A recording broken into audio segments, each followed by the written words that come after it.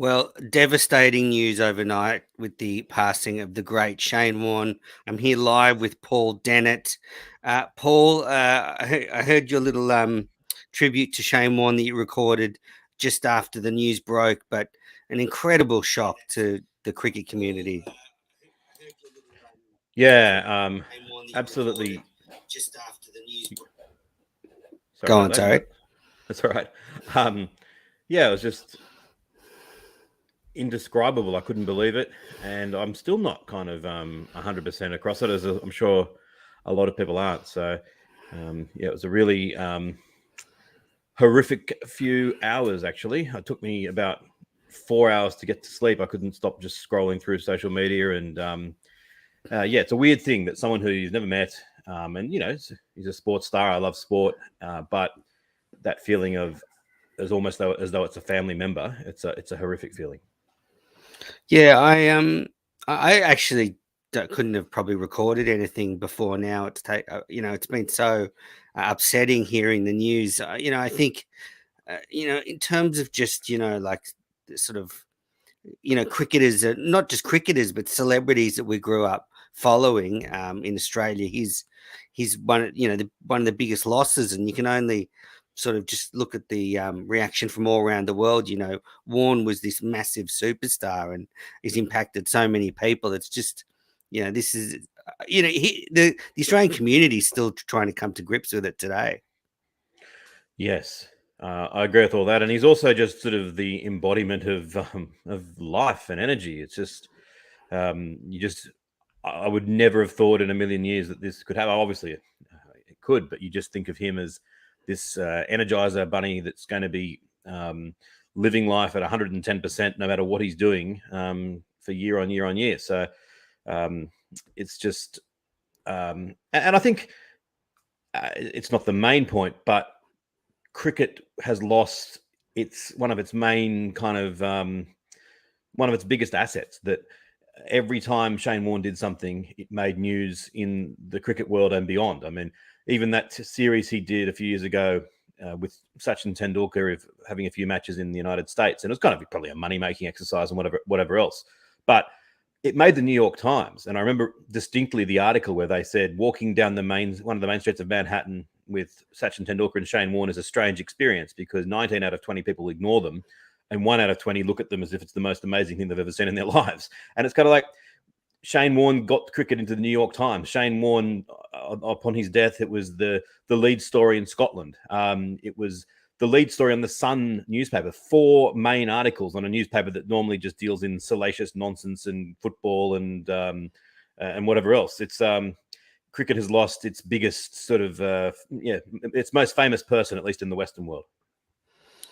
Yeah, and the fact that he was 52 and in the prime of his life, a larger than life character in commentary boxes all around the world, so active, so charismatic, and it's just come out of nowhere. I really feel for his kids and his parents that when someone dies suddenly like this, it's good for the person because they go quickly and don't suffer, but it's terrible for the family left behind. And have you seen the Shane Warne documentary? Because there's some scenes there with Shane Warne and his kids, and yeah, it's just going to be devastating for them. I haven't seen it, but I kind of think I can imagine what they're like because he was very close with his kids, and even just in social media, some of the TikTok videos that he did with his son and that sort of stuff. Yeah, I feel so hideously sorry for them and the cataclysmic shock to their lives upon hearing it, and you can't imagine what they're going through. Yeah, I fell asleep before the end of the cricket last night because the first day was so boring towards the end, and I know Paul recorded a wrap of the match, but my phone ran out of batteries, and I woke up about 2:30, and then plugged my phone in and turned it on, and I saw, it was had a lot of messages about the news. A lot of people in England had been messaging me, and I couldn't believe it. Obviously, I was half asleep. I thought I was having a nightmare, and it was the most jarring, upsetting news I've ever had about a cricketer. I mean, as much as Bradman's death was sad, it's nothing like this. I didn't watch Bradman play, whereas watching Shane Warne's whole career, the greatest living cricketer, and then for him to pass away. I mean, Dean Jones was an awful shock.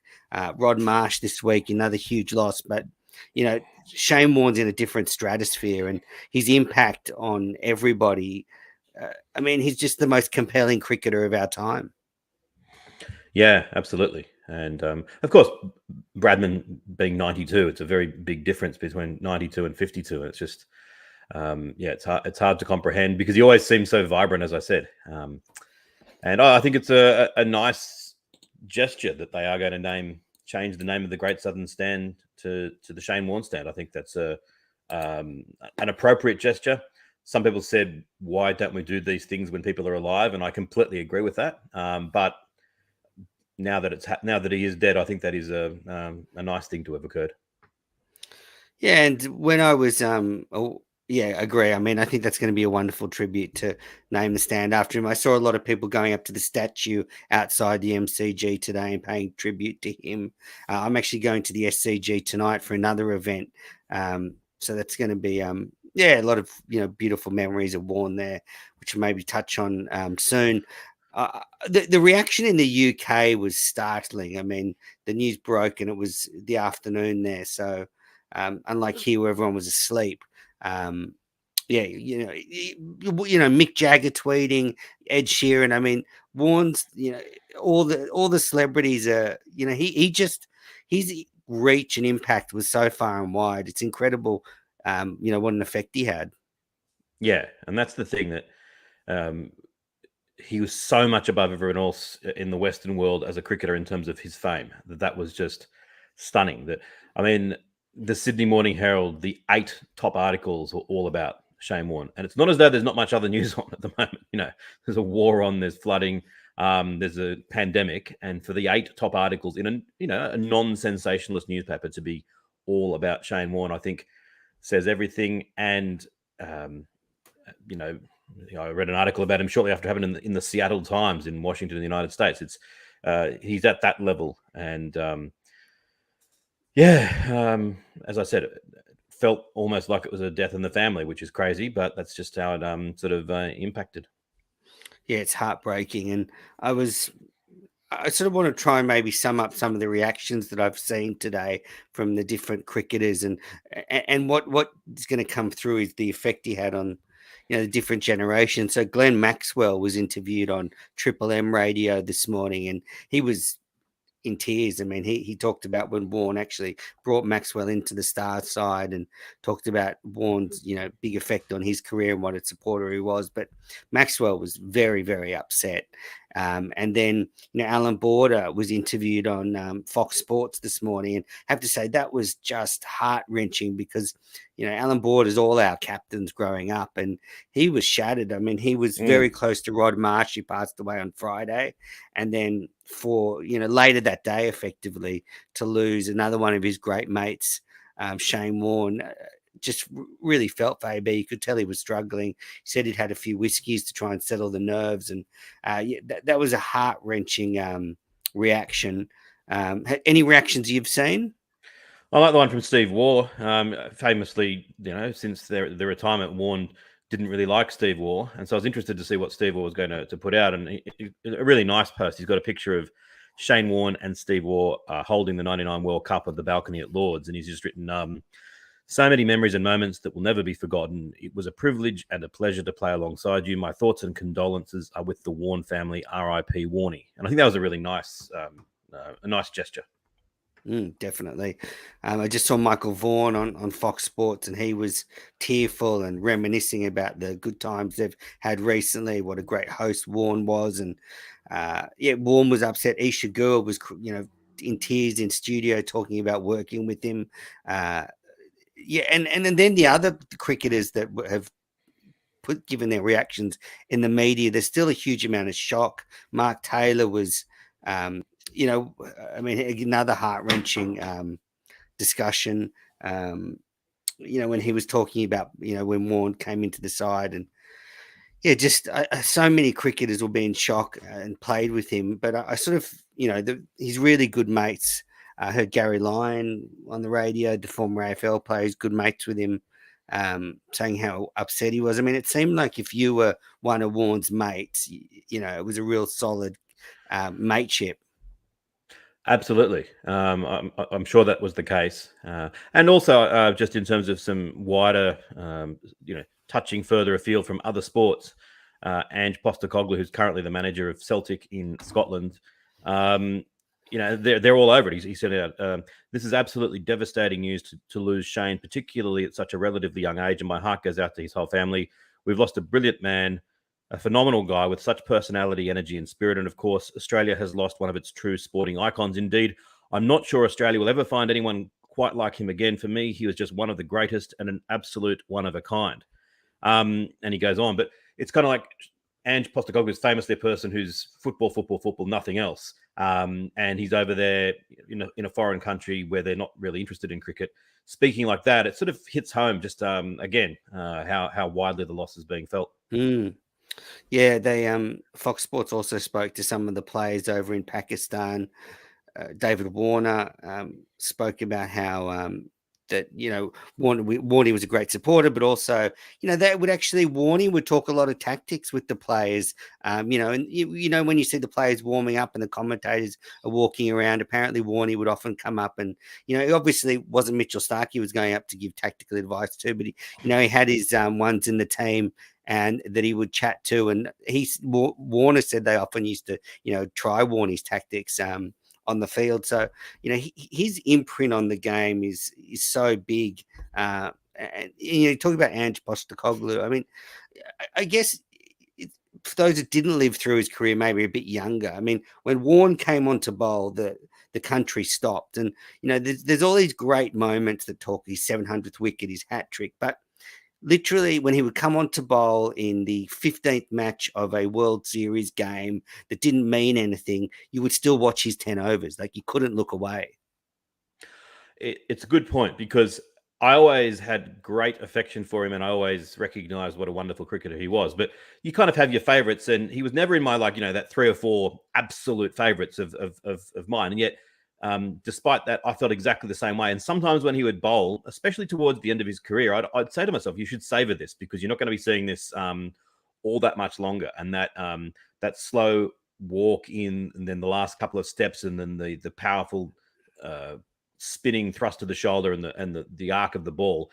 It's something that was such a staple for 16 years in his Test career, or 15 years, and then it's been and he's been retired for as long as he actually played. That's how fast time moves. But I remember distinctly thinking, this is something that I'm probably never going to see again.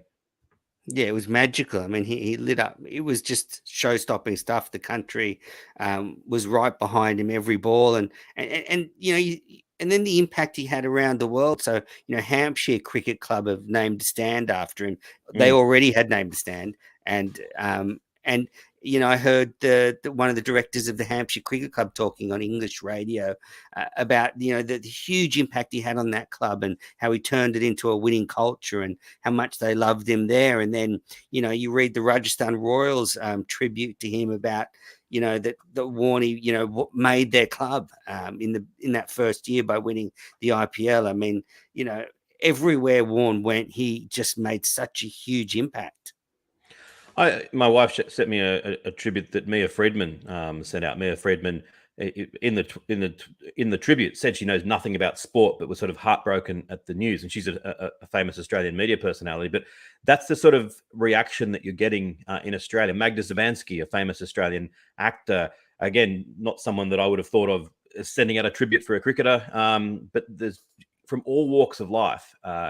That's the extent that you could go to someone who doesn't follow cricket at all and say, have you heard of Pat Cummins? And they'd say no. Have you heard of XYZ? They'd say no. But even now, all these years after he's retired, have you heard of Shane Warne? That's, of course, I've heard of Shane Warne. That's the extent that his fame was. And I've actually never really thought about this, but where would cricket be in this country if Shane Warne had never existed? That, sure, it was going fine in the late 80s and early 90s, but the trajectory that it went on, if you're going to graph it, it'd be like one of those one-day graphs where the side batting second is falling short of the run rate. That's the different trajectory that cricket would have gone on in this country. It would be a substantially lesser game if Shane Warne wasn't there. who knows how to quantify it, but whatever they got in the TV deal, 1.1 billion for 6 years. Maybe if Shane Warne had never existed, that TV deal would have been 900 million for 6 years. You know, it's that significant, that the impact that he had in terms of the box office, the gate receipts, and just the general interest and love of cricket in this country, and by extension in all of the countries around the world. That if you said to someone from Zimbabwe who liked cricket, Shane Warne's going to be playing tomorrow, they'd buy a ticket. If he wasn't, they may not. That's the extent of his popularity. Yeah, I think Gideon Hay made the point. I mean, you know, you look at that team that Warne is in, and it's not like it didn't have some stars, but the fact that Warne was able to still shine, you know, above, you know, McGrath and the Wars and Hayden and Langer, all these absolute legends, and he's so far above them still, just shows, you know, the status he had. And you're right. I mean, where would cricket be without him? I mean, it's hard to tell. I mean, but you're right. The impact he had is amazing. I mean, you mentioned some of those stars: Hugh Jackman, Tim Cahill. This is what Mick Jagger wrote. I'm so saddened by the sudden death of Shane Warne. He brought such joy to the game and was the greatest spin bowler ever.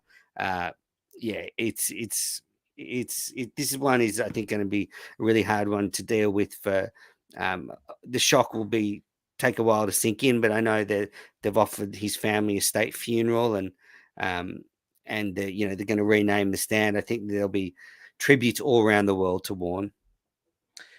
Yeah, another one from a famous person from another sport. I had it here.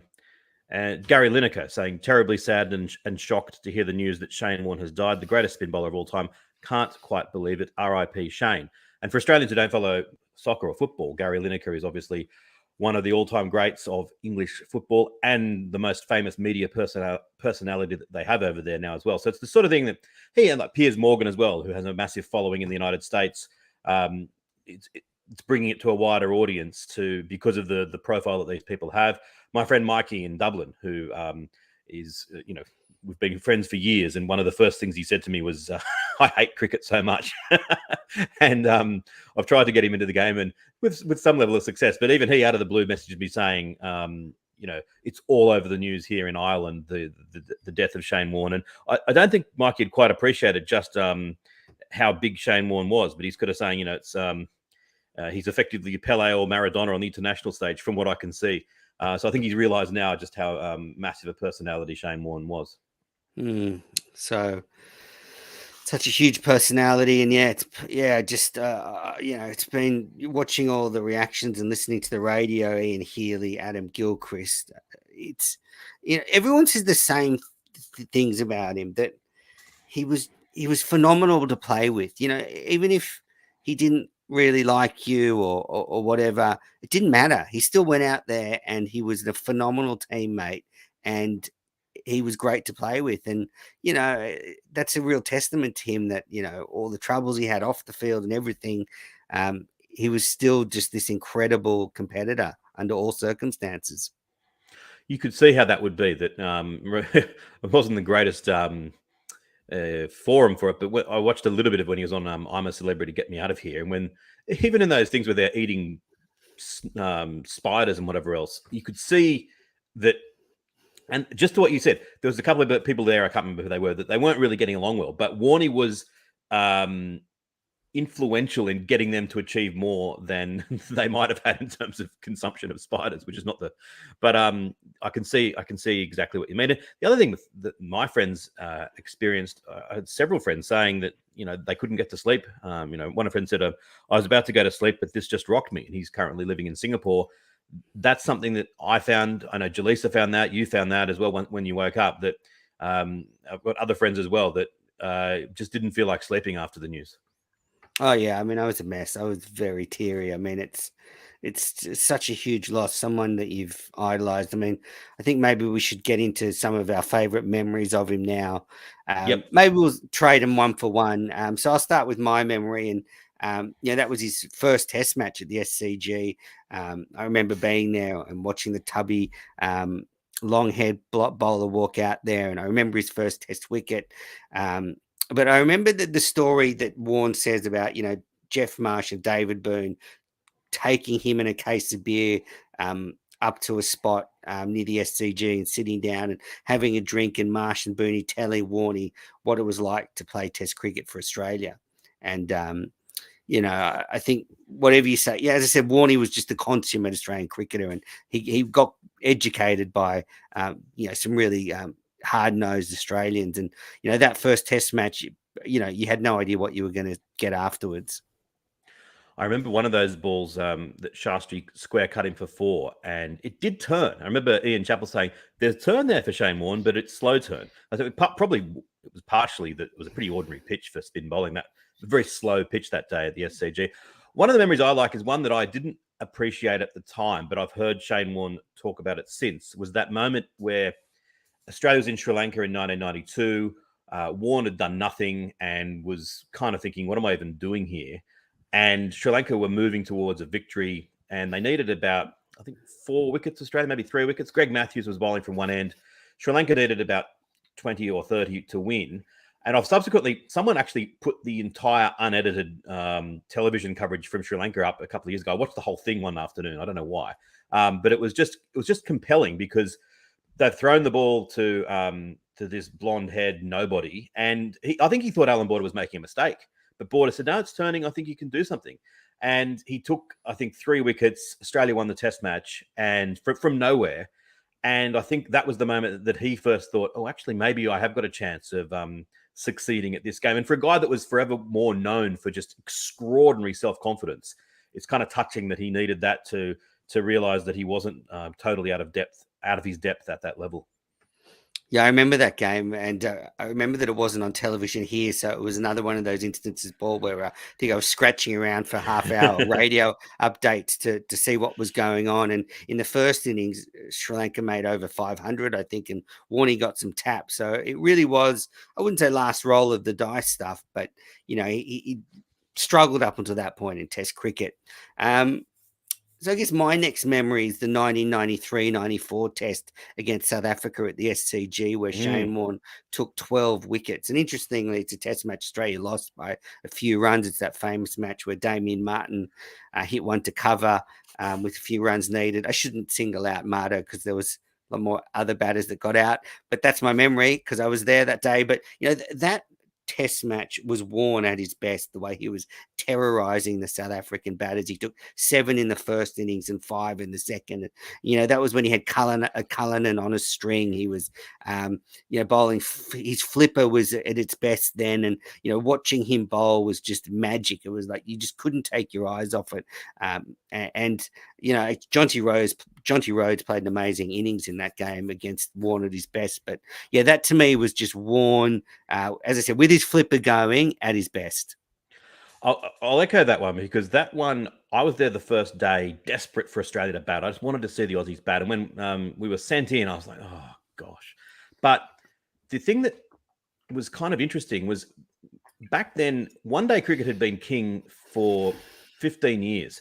And Test cricket now has become the king, but it wasn't then. And I remember the people flooding in that day. I think there was something like 34,000. It wasn't a sellout, but it was pretty close to it. And it was the biggest Test crowd the SCG had in a long time. And when Warne started getting the wicket after wicket after wicket, the reaction of the crowd, it was a really charged atmosphere. It was a joyous atmosphere. So yeah, that was a great memory of mine as well. And just I'll go back a year on that. The Boxing Day Test of 92-93. So after he did that little thing in Sri Lanka where he felt himself that he might be able to succeed at this level, Australia needed the win. West Indies, we very rarely beat. And on the final day, they looked like they were going to get the runs. Then Warne came on, bowled the flipper to get rid of Richie Richardson, then took 7 for 52. That's in many ways my favorite Test match because of, I won't go into it now, but I watched every ball of it, which is, I've done that plenty of times before, but I was away on holiday. We're going to the beach in the morning, timing it, come back, watching the cricket. And it was just an epic 5 days. And for us to win it like that with Shane Warne, it was clearly the emergence of something pretty special. Yeah, I agree. That was an incredible victory and only soured by what happened in Adelaide a couple of weeks later. Yeah.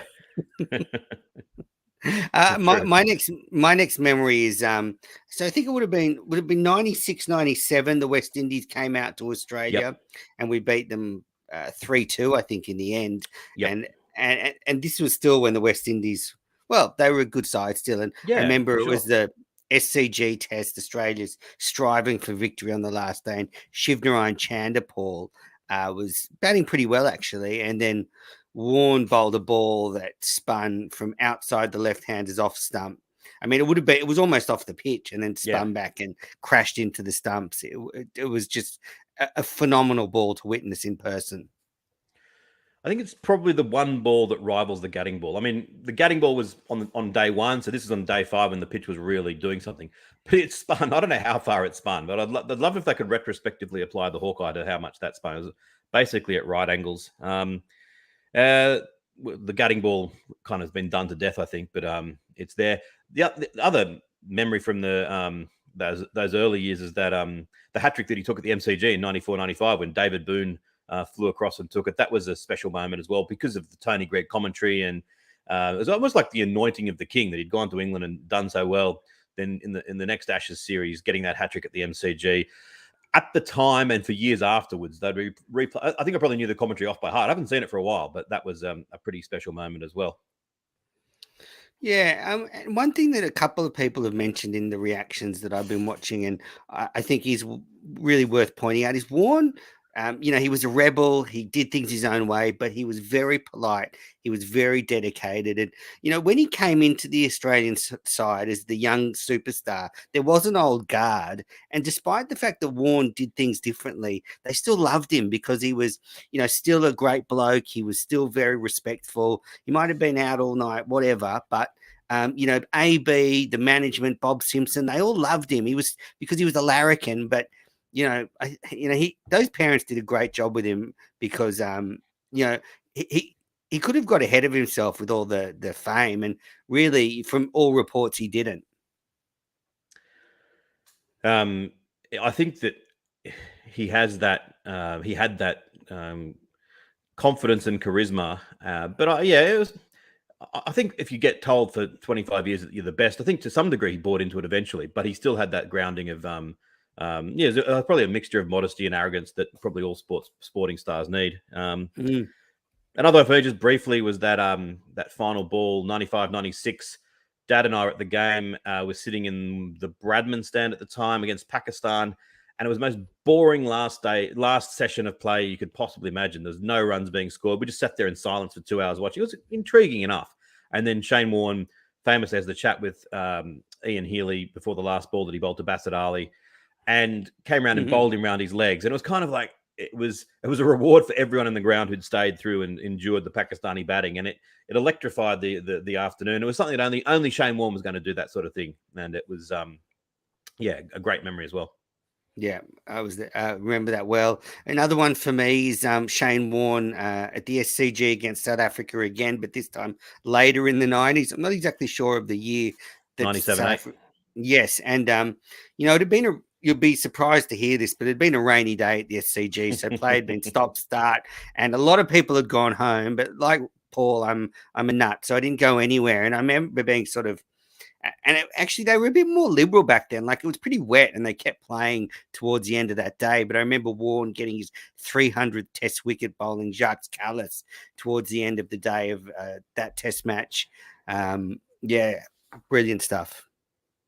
And last couple from me. Actually, I'll probably let you do this one because you were there, the 99 semi-final.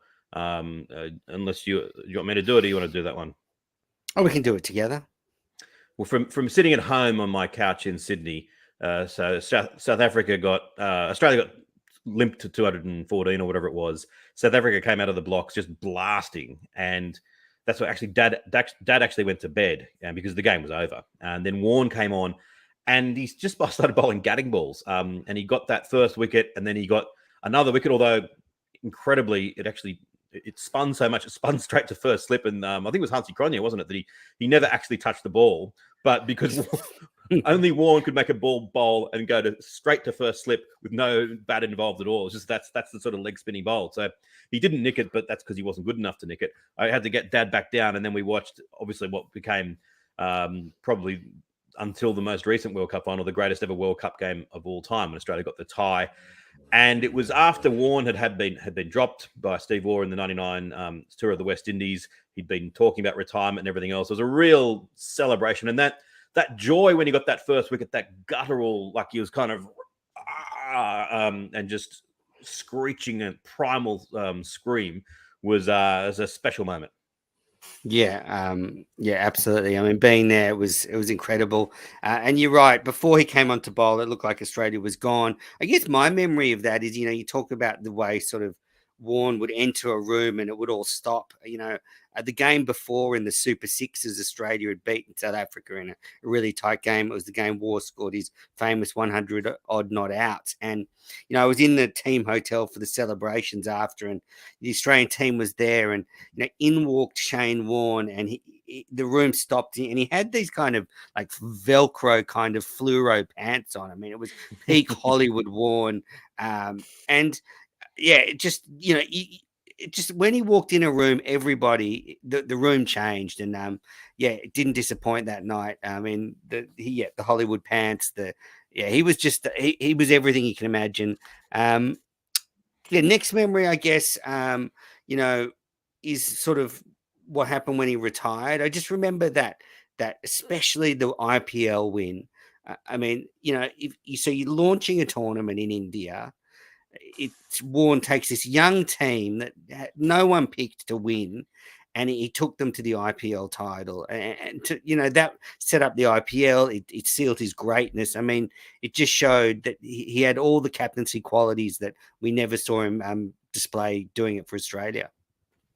Yes, and it also showed that he retired at a good time from Test cricket at the end of 2006-7, but he could have gone on at Test level for many a year to come. Another memory for me was that whole 2005 series where Australia ultimately got beaten, and Warne did everything but win the series for Australia. He played absolutely superbly, and he bowled magnificently. But it was the innings that he played that game in Edgbaston where I think to this day it's the most electrifying. It's the most I've found non-cricket fans interested in Test cricket, because it was perfect in prime time for Australia. Started at 8 o'clock. Australia needed a fairly modest total. We started the day at 8 down. And Warne got us so close playing. He was walking across in front of his stumps and flicking it around. In the end, he was out hit wicket, I think. And he got 90 odd, I think, that day. But that was he played a significant part in what I think is the greatest Test match that I've ever seen,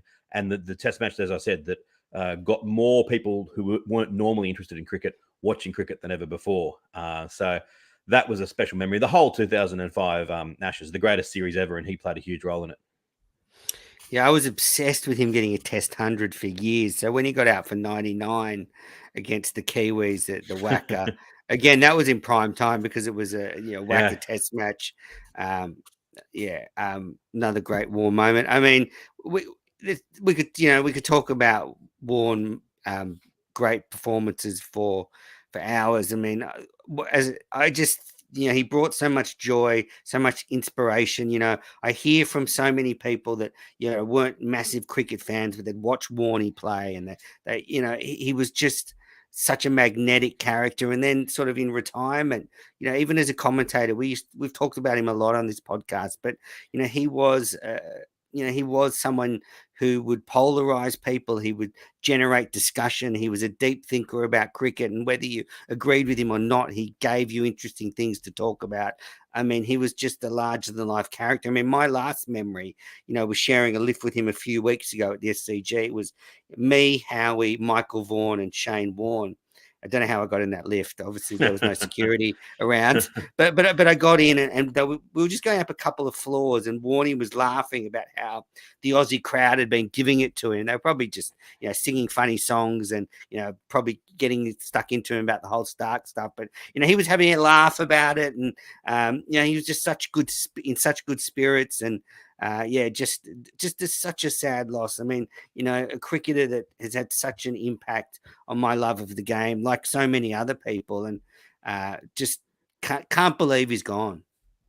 Yep. As I said, love him or dislike him or whatever else. When he was in the commentary box, the cricket was that much more important and significant. It was the big time, and last on-field memory for me was that day in his second last test. I flew down to Melbourne. It was the coldest day I've ever had in Australia. It was colder than a winter's day. And we were sitting in the stands right at the front of the stand, and somehow the drainage wasn't working. There was like a 6 inches of, not 6 inches, like 2 inches of water pooling around our feet. It was freezing cold, and the cricket was diabolically boring.